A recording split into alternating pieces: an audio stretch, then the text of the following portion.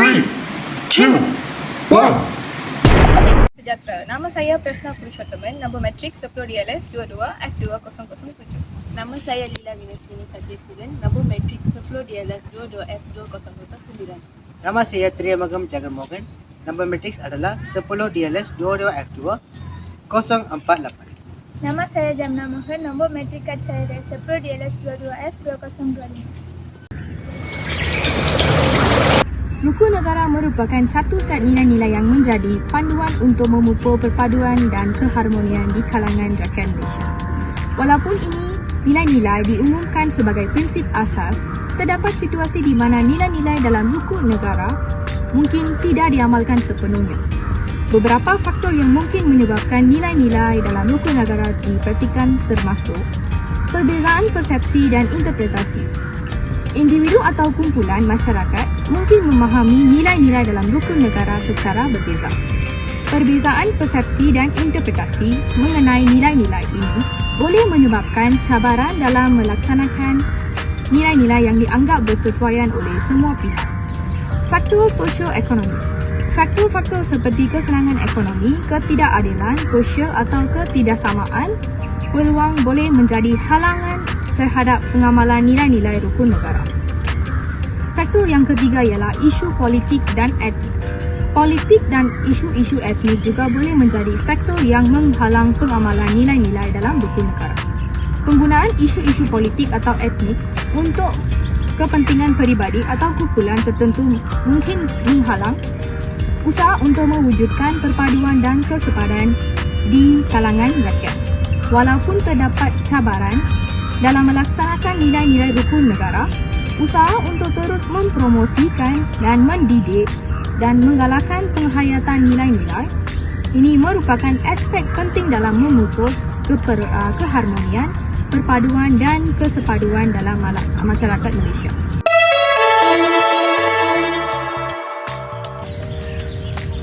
Satu faktor yang mungkin menyumbang kepada ketidakpraktik nilai dalam rukun negara adalah ketidakstabilan politik.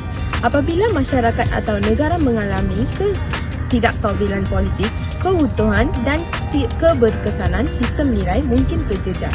Pergolakan politik, konflik atau perubahan kerajaan yang tidak stabil dapat mengakibatkan kecenderungan untuk mengabaikan atau tidak memberi tumpuan kepada nilai-nilai yang tidak akui dalam rukun negara. Oleh itu, mencapai stabiliti politik adalah faktor yang penting untuk memastikan amalan nilai-nilai yang diiktiraf dalam konteks rukun negara. Seterusnya, kesan-kesan. Salah satu nilai dalam rukun negara yang mungkin tidak diperhatikan sepenuhnya adalah kepelbagai budaya. Kesan daripada ketidakperhatikan nilai ini termasuk mungkin terjadinya diskriminasi atau kurangnya penghargaan terhadap pelbagai etnik, agama dan budaya.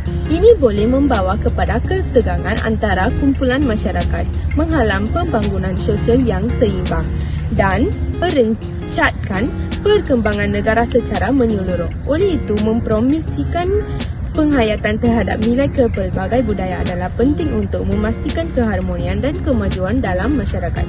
Kesan kedua yang terdapat dalam rukun negara yang mungkin tidak diperhatikan sepenuhnya adalah keadilan sosial.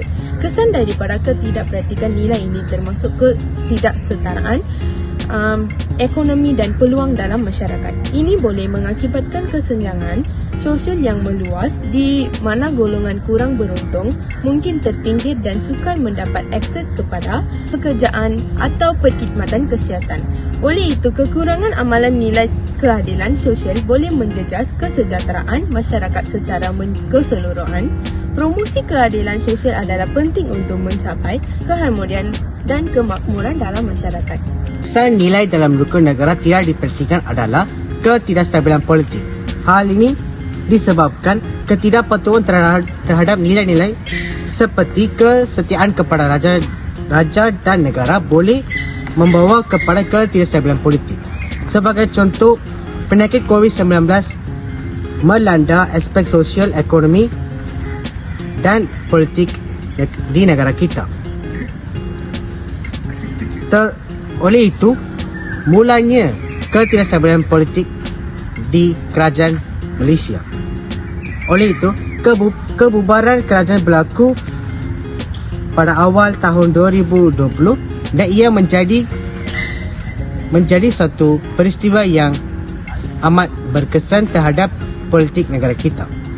Seterusnya, sebelum pilihan raya umum 19 Disember 2022 berlaku, terdapat 3 kerajaan politik telah menguruskan negara kita, iaitu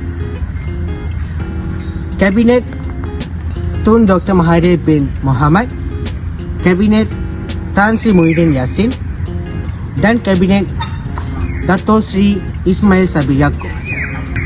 Impaknya, ini telah mencipta ketidakpercayaan dalam institusi kerajaan terhadap pandangan rakyat Malaysia sebelum pilihan raya ke-15 berlaku. Rangka mengatasi isu nilai dalam rukun negara tidak diperhatikan adalah dengan mengadakan program integrasi sosial. Hal ini kerana menganjurkan program-program yang menggalakkan interaksi antara kumpulan budaya dan agama yang adalah penting untuk memupuk integrasi sosial dan saling pengenalan. Sebagai contoh, sambutan perayaan Deepavali yang berlaku di SK Kelawit Meriah, Sarawak, sambutan Tahun Baru Cina di Masjid Ibadur Rahman dan majlis sambutan Hari Raya Aidilfitri Anjuran Persatuan Penduduk Sarjana Utama 1 di Sungai Buloh dengan kerjasama Masjid Al-Nur iaitu MAN. Program-program seperti ini telah merapatkan hubungan silaturahim dan kefahaman kebudayaan bagi perayaan berbilang kaum masing-masing. Saya ingin menerangkan langkah kedua bagi mengatasi isu nilai dalam rukun negara tidak diperhatikan, iaitu penegakan undang-undang. Di Malaysia terdapat beberapa undang-undang yang melindungi keselamatan dan martabat institusi kesultanan. Salah satu undang-undang yang merangkumi perlindungan terhadap keselamatan dan kedaulatan kesultanan adalah Akta Hasutan 1948, Seksyen 31F. Akta Hasutan 1948 menyatakan bahawa mana-mana orang yang menghasut kebencian atau kecam terhadap pemerintah yang sah atau institusi yang diiktiraf oleh undang-undang di Malaysia, termasuk kesultanan, adalah melakukan kesalahan di bawah undang-undang tersebut. Oleh itu, penting untuk memahami dan menghormati undang-undang yang berkaitan dengan institusi kesultanan di Malaysia. Kesimpulannya, sementara rukun negara memberikan arah dan panduan dalam usaha memupuk perpaduan dan keharmonian, penting untuk terus membangunkan kesedaran masyarakat akan nilai-nilai ini dan menggalakkan pengalaman nilai-nilai tersebut dalam kehidupan seharian untuk mencapai isi rukun negara secara menyeluruh. Harapan saya mengenai tajuk ini ialah untuk meningkatkan pendidikan kesedaran masyarakat mengenai nilai-nilai rukun negara adalah penting. Sekian, terima kasih.